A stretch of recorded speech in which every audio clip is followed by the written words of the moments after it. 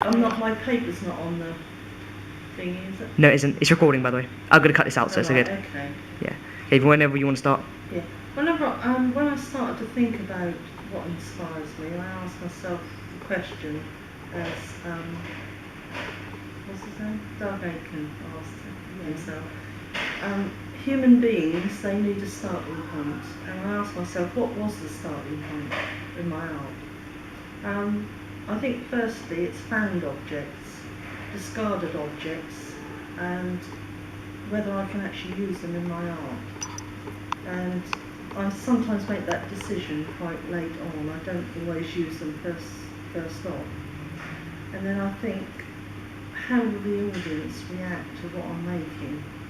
And I often watch people's faces when they come round and they're looking at my stuff.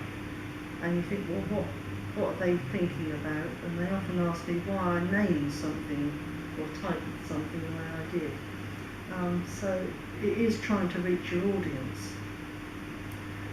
Once I start to use something, I often feel that I'm going out of control. Oh, can I cut that bit? Sorry. Yeah, it's okay. I'm zoomed in on you because your paper was in the thing. I've gone hot. Once I use something, I often think, yeah, I'm in control of this object that I'm using. And then, after I've started to use it for a bit, I feel I'm going out of control because I don't know what I'm going to do next. And it's a kind of funny balance, feeling in and out of control. And I often think, well, shall I add that to it? How can I add to it? Should I add to it? And all these decisions that you have to make when you're making something, you think, well, should I or should I think, well, things seem to take on a life of their own. Do you find that? I think, yeah, you've summed it up actually. They do Yeah. take on a life of their own and they evolve. Yeah, you start with a particular idea maybe, but it doesn't always end up No. how you first envisaged. It kind That's of right. it does its own thing. It does, I find. especially when you start using materials Yeah. like I like using wire, chicken wire, wood. I'd like to include clay.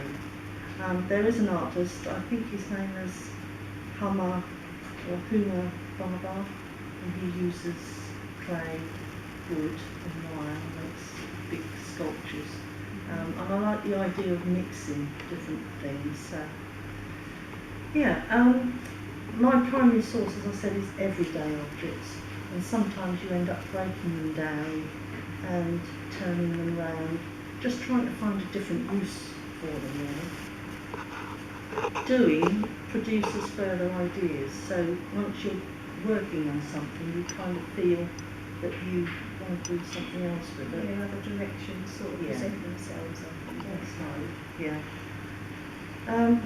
Each material that I use strikes a different emotion in me, a different emotional chord, and you kind of look for that spark of an idea, don't you? And then you're on a roll then, and then, as when I say, you lose that control sometimes, don't you? You have to feel as though you have to pull it back. My phone, damn it. I do like, as I said, combining materials. One of the artists that I looked at was, what's his name, besides Solichat, was Jim Drain. I like the idea of weaving fabrics through wire and things, which I have done some of my work already. Jim Drain uses fabrics and he uses really brightly coloured structures. And Christian Holstadt, he uses fabrics and does sewing and uses ties and things, which I'm looking into as well.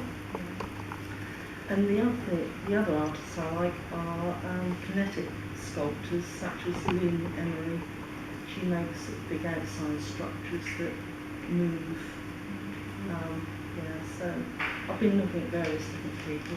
Richard Deacon, who sculpts big kind of patterned sculptures with wood. As far as sculpture is concerned, but I also like the painting side. And Jenny Saville, I like her brush strokes and her work. You come across her.